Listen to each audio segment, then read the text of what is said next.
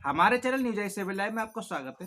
हम लेकर आए आपके लिए आज की बड़ी खबरें और हम आपको ऐसी खबरों से कराएंगे रूबरू। अक्सर मैं देखता रहता हूं कि आपके यहाँ पे विकास कार्य जो आप करा रहे हैं वो अक्सर काफी सुर्खियों में रहते हैं, काफी आप एक काम कर रहे हैं। तो क्या आप बताना चाहेंगे कि आपने जो क्षेत्र वहां पर कौन से विकास कार्य कराए या फिर यहाँ के जो निवास उनके लिए आप क्या सहूलियत या सुविधाएं देने के आप मतलब पक्षधर हैं?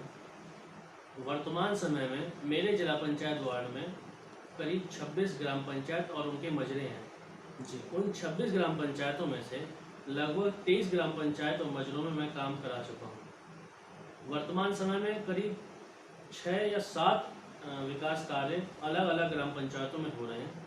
एक अभी हाल ही में कंदरपुर में ग्राम पंचायत कंदरपुर पड़ती है, उसमें गांव से और रेलवे लाइन तक खरंजा का कार्य पूरा हुआ है। रेवती से मऊचंदपुर के लिए खरंजा कार्य प्रगति पर है। जगन्नाथपुर से देवी मंदिर हरदासपुर तक खरंजा कार्य पड़ रहा है और एक सहवाजपुर में खरंजा कार्य जो कि स्कूल से मजार तक चल रहा है। जैसा कि इस समय भाई आपने देखा होगा कि जो हमारे यहाँ पर लॉकडाउन शायद आज से कुछ ढील दी गई, कुछ शुरुआत की गई है अनलॉक करने की।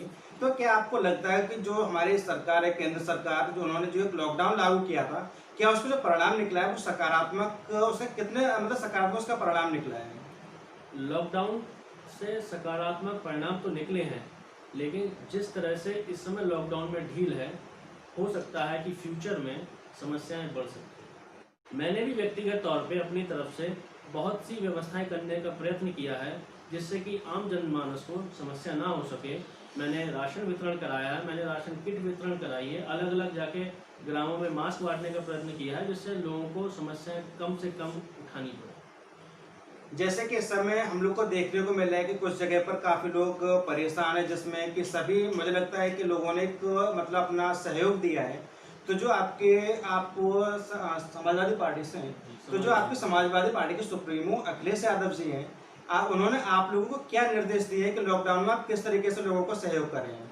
हमारी पार्टी के राष्ट्रीय अध्यक्ष आदरणीय अखिलेश यादव जी द्वारा ये साफ निर्देश है कि कोई भी व्यक्ति आपके आसपास में भूखा ना सो पाए।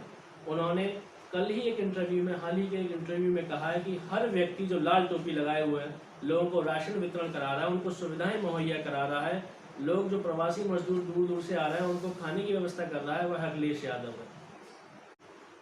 आंवला में विकास मेरी नज़र में तो कुछ आया नहीं है अभी तक, मैंने तो कुछ देखा ही नहीं है। जो सड़क पड़ी हुई है वो भी आदरणीय अखिलेश यादव जी की देन है, उन्हीं के समय की पड़ी हुई है।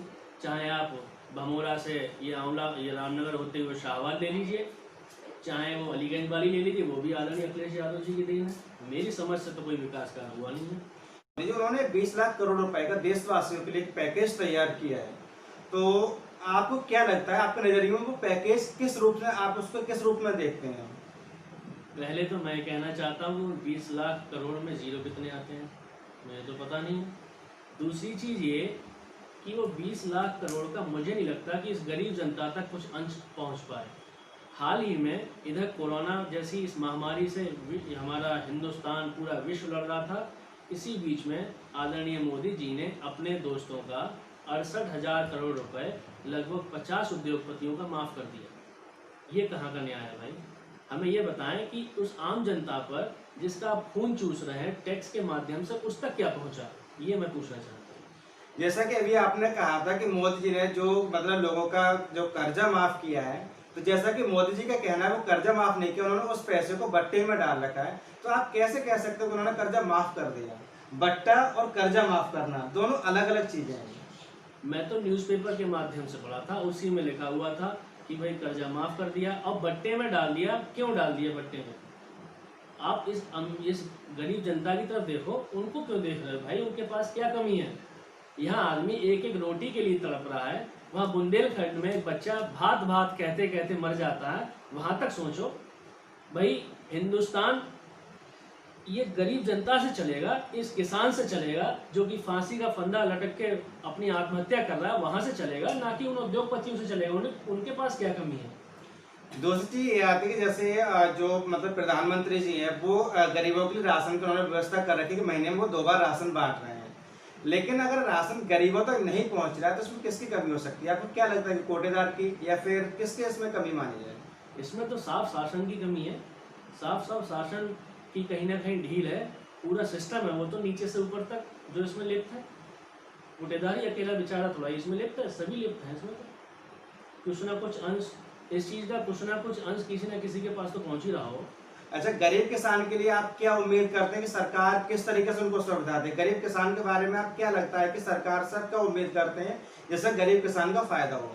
मैं तो ये कहना चाहूँगा, इस भाजपा की सरकार में आज समाज का दबा कुचला, वंचित, उपेक्षित, शोषित, पीड़ित, अगड़ा पिछड़ा, गरीब, अमीर, दलित, सवर्ण, हर वर्ग इस भारतीय जनता पार्टी की भ्रष्टाचार योजनाओं और इनके भ्रष्टाचार घोटालों से त्रस्त और परेशान है। एक चीज और आती है, जैसे कि अभी आपने देखा होगा कि अखिलेश यादव जी ने कांग्रेस के साथ गठबंधन किया था, तो क्या आपको लगता है कि अखिलेश यादव जी को जो नुकसान हुआ था वो कांग्रेस के साथ गठबंधन करने से हुआ था?